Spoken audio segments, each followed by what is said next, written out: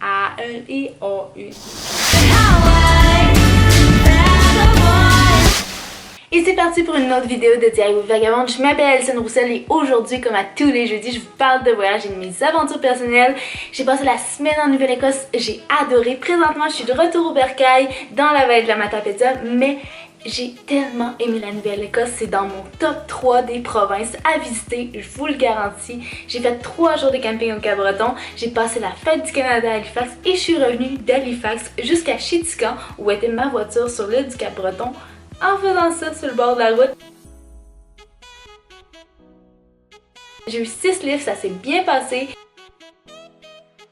J'ai pas eu si peur que ça. Alors aujourd'hui, je veux vous en parler, faire du pouce. Est-ce que c'est dangereux? Comment ça se passe? Comment on en fait? Je veux que vous soyez en sécurité si vous décidez de le faire. C'est une aventure. Moi, j'aime ça le faire parce que j'ai l'impression que c'est une autre expérience de voyage. Et je sais que ça peut être dangereux des deux bords, autant pour le passager que pour le conducteur. Oui, quand on voit quelqu'un sur le bord de la route, puis on a peur, on veut pas s'arrêter, on sait pas ce qui va se passer. Mais je vous dirais que ces gens-là, la plupart du temps, sont inoffensifs. Oui, ça se peut qu'ils vont puer parce que c'est des voyageurs. Ça fait un petit bout qui se seront pas lavés, mais à part de ça, écoutez, c'est des gens super gentils qui vont vous parler de leurs aventures. Et j'aime pas le mot faire du pouce, mais j'aime le mot en anglais hitchhiker, hitchhiking. Je trouve ça super le fun. Alors aujourd'hui, je vous donne des trucs parce que si vous voulez le faire, eh bien, oui, c'est dangereux, alors je vais vous donner des trucs pour le faire en sécurité et je pense que ça va bien aller pour vous puisque ça a quand même bien été pour moi. Et mon premier conseil, eh bien, c'est de connaître le pays où vous faites ça. Au Canada, moi j'ai pas de problème, j'ai confiance en mon pays, je sais que les gens sont gentils, je sais que je peux faire confiance aux gens, mais je le ferai pas au Mexique. Je l'ai fait au Belize par contre, mais c'était pas dans mes plans d'origine. Je suis pas allée au Belize puis j'étais comme ah ok ben je vais faire du pouce ici. Non, c'était vraiment pas ça qui s'est passé, c'est juste ça a été un addon, c'était un dimanche, il y avait pas d'autobus, il faisait chaud, j'étais tannée de marcher avec mon backpack qui pesait 70 livres sur mon dos. Donc oui, quand il y a une voiture qui est passée après 1h30 de marche, j'ai fait ça.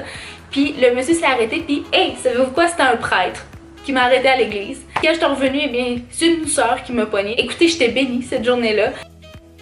J'ai pas eu peur au Belize parce que je voyais même les locaux qui faisaient du pouce parce que c'est pas tout le monde qui peut se payer une voiture là-bas. Donc même les familles avec des enfants le faisaient. Donc quand c'était rendu à mon tour, eh bien, j'avais pas tant peur que ça et je l'ai fait. Une chose super importante, eh bien c'est faut qu'il y ait quelqu'un qui sache où vous êtes. Ça c'est vraiment la plus importante. Vous pouvez pas partir tout seul sur le bord de la route s'il y a personne qui sait où vous êtes. Vous avez besoin d'appeler une de vos amies, de le dire à votre père, non, peut-être pas à vos parents, mais vous le dites à vos parents après, pas avant, parce que sinon ils vont s'inquiéter toute la journée.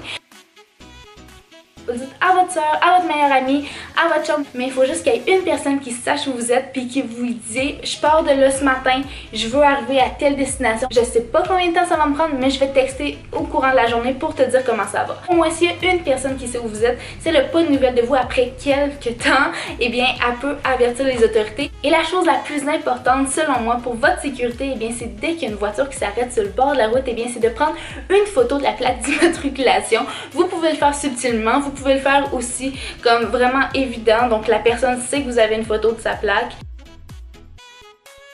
Donc c'est à vous, moi d'habitude je le fais subtilement et après je l'envoie à la personne qui est au courant de mon plan pour la journée. Donc elle sait que si après quelques temps elle n'a pas eu de nouvelles de moi, au moins elle a la plaque d'immatriculation puis elle peut l'envoyer à la police pour savoir où est-ce que je suis. Un coup que vous êtes à l'intérieur de la voiture, commencez à parler. Arrêtez pas de parler, même si la personne est plate, même si vous vous entendez pas bien avec cette personne-là, parlez.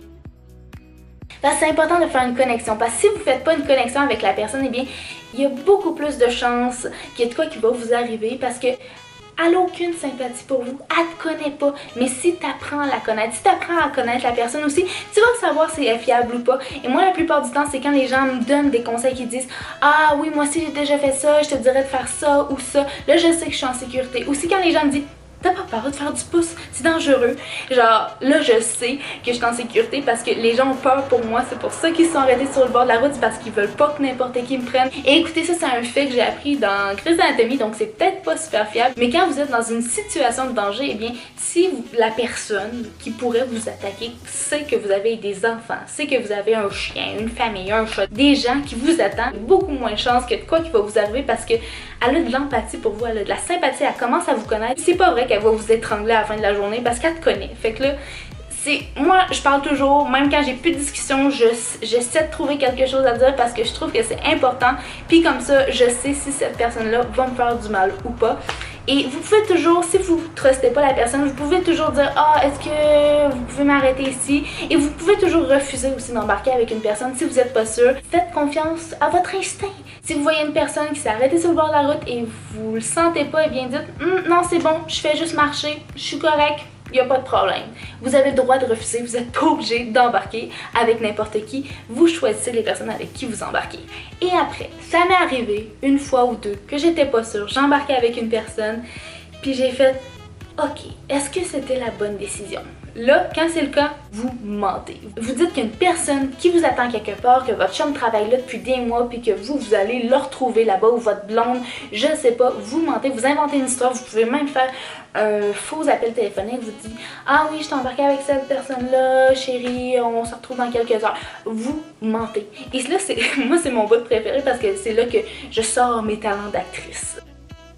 Je mens de A à Z, je m'invente des histoires, mais là, il faut se rappeler des mensonges parce que des fois, tu te mets dans l'embarras parce que tu as oublié une affaire puis ça marche pas, mais oui, mentir, c'est la seule option quand vous n'êtes pas sûr.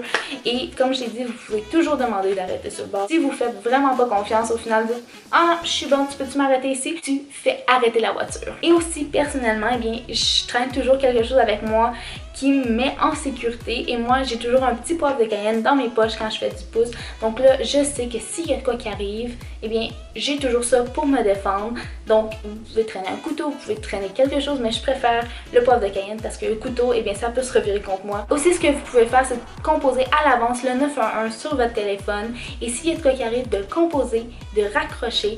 Le 911 va rappeler. Et si vous répondez pas, eh bien, ils vont envoyer une voiture, donc au moins, ils vont savoir où vous êtes. Et ça, hey, c'est un conseil que j'ai eu d'une personne qui m'a embarqué cette semaine. Faites-le pas, mais avec ces trucs, eh bien, je pense que vous allez être bien en sécurité. Et moi, j'ai plus peur après un certain temps de le faire. Et même quand je travaille dans une auberge de jeunesse ou dans un lieu touristique, je conseille aux gens de le faire parce qu'au Canada, moi, je trouve qu'il n'y a pas vraiment de problème. Puis comme je vous l'ai dit d'avance, la plupart des gens qui vont s'arrêter pour vous, c'est d'autres voyageurs qui savent ce que vous vivez présentement, qui veulent que vous soyez en sécurité parce qu'ils l'ont déjà fait avant, donc ils vont s'arrêter. Et la plupart du temps, ils vont vous donner des conseils aussi, donc c'est super intéressant et tu apprends à connaître des nouvelles personnes qui voyagent aussi, qui ont fait d'autres expériences. Essayez de garder ça à l'esprit, il y a toujours plus de bonnes personnes sur cette planète qu'il y a de mauvaises. Et au final, je pense que ça va bien se passer pour vous. J'espère que vous avez apprécié la vidéo. Si vous avez aimé, donnez un pouce, allez vous abonner juste en bas. Et nous, on se retrouve la semaine prochaine pour une autre vidéo de DIY Vagabonde. Bon voyage!